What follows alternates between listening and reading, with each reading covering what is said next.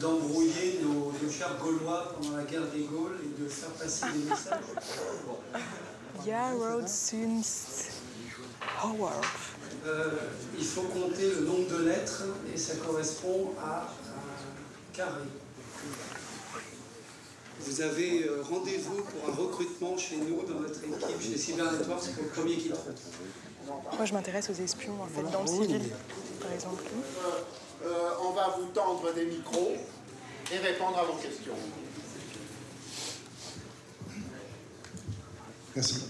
Bonjour, Philippe Vachéot. Oui, j'ai une question, s'il vous plaît.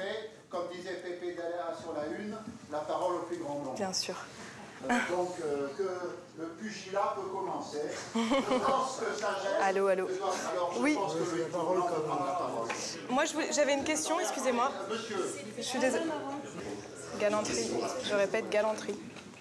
Et la galanterie. La galanterie. C'est une histoire qui s'appelle du vol d'identité. Bon, on critique On s'en fout. la cryptologie est un autre domaine. En plus, on s'en fout de ce qu'il raconte. Qui pourrait faire sauter notre... Bon, madame. Alors oui, moi je voulais savoir comment on reconnaît un espion dans le civil. Il y en a des anciens dans la salle. D'accord.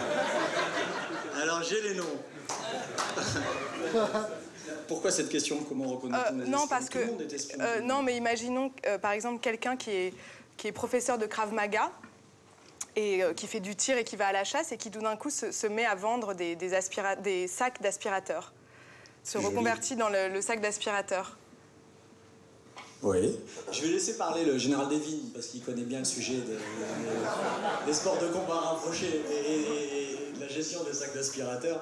Vous posez la question de la qualité des professionnels? Non, c'est pas ça. C'est que pourquoi une reconversion professionnelle dans un apparemment un secteur qui est un petit peu sinistré. Enfin, le sac d'aspirateur, moi j'ai fait une étude du coup.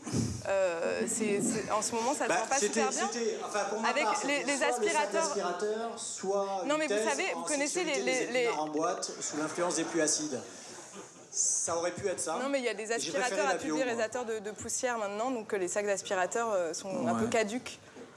Mais est-ce que ça peut arriver que, par exemple, au sein d'un même foyer, il y en ait un qui soit espion et l'autre qui ne soit pas forcément au courant de cette identité et que, bon, vous avez des exemples célèbres dans la presse.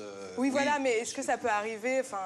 Je ne vois pas très bien le lien avec le forum d'aujourd'hui, mais... Non, mais c'est par rapport... Pardon? Est-ce que... Enfin, c'est en fait... Comment on fait pour les trouver? Oui, voilà, c'est ça, c'est que, en fait, mon mari a un comportement... Non, mais mon mari a un comportement bizarre depuis qu'il s'est reconverti dans la vente de sacs d'aspirateurs. Vous... Non, mais attendez, je voudrais quand même... Très bien pour vous inviter à en parler en particulier, mais... Mais comme en fait, j'ai regardé Prison Break avec lui et qu'il y a justement, à un moment donné, un des prisonniers qui... Alors avez-vous récusé tous les certificats? En tout cas, dans Prison Break, c'était simple, c'était l'endroit pour aller à la sortie. C'était pas chiffré. C'était plutôt de la stéganographie d'ailleurs, du grec stéganos, couvrir plutôt que cryptos, cacher.